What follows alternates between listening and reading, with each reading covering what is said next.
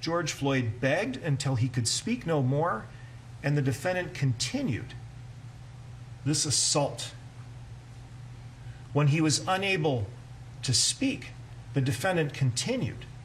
When he was unable to breathe, the defendant continued, beyond the point that he had a pulse. Beyond the point that he had a pulse, the defendant continued this assault. 9 minutes and 29 seconds. We can go live to Basse-Terre in Guadeloupe now to speak with Mazama, Professor of Africology and African American Studies at Temple University. Good to see you again, Amma. So Chauvin's defence has been arguing throughout the trial that Floyd died because he'd taken drugs and he was in bad health. What do you make of that argument? I think this is a truly very weak argument, you know.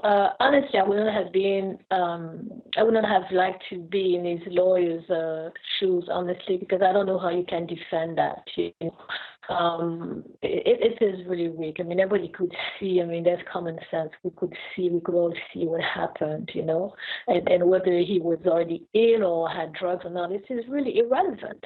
He would not have died like this. You know, had not been for the pressure that the cop, you know, exercised on his neck. It's clear.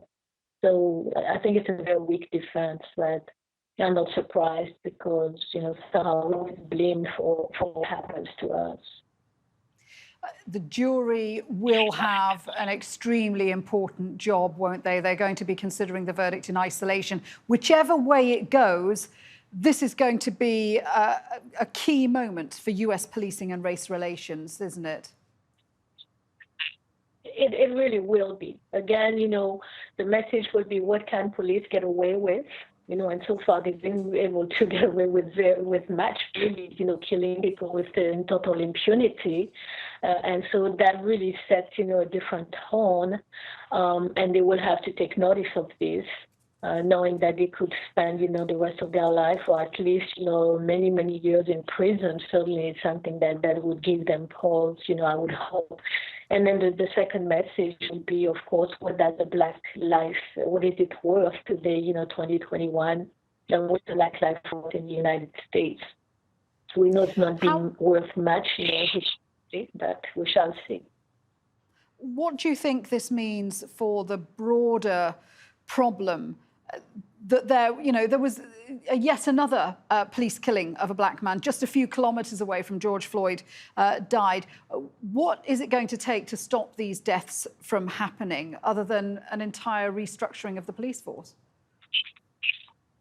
An entire restructuring of the police force, an entire restructuring of the society. You know, this is, you know, I mean, Chauvin must be really wondering why. Why is he being put on trial? I mean, this whole nation was built really on you know, the blood on the back of black people, of you know, Native Americans, Mexicans. So it must be really shocking for many white people. You know, what's the deal? If killing a black person, what's the problem with that? Because they've been used to doing this and getting away with it. So, well, you know, it's a symbolic situation, symbolic verdict, but really it should not hide the bigger issues. And the bigger issues is really what the United States was built on. It was built really on three crimes, you know, the genocide of the Native Americans, the enslavement of African people, and the stealing of the land of the Mexicans. And these are the issues that have to be dealt with, you know, the issue of white supremacy, white racism, white privilege, and so on and so forth. When this white man, you know, kills a black man in broad daylight, he knows he's being videotaped. That does not stop him, because this is white privilege. A white male can kill a black man as he pleases. And we see it again with this black man down the right, you know, being shot, you know, for no reason. This Mexican boy being killed in Chicago. And on and on. So, you know, very horrible, because America has to look at itself, you know, in honestly and nothing.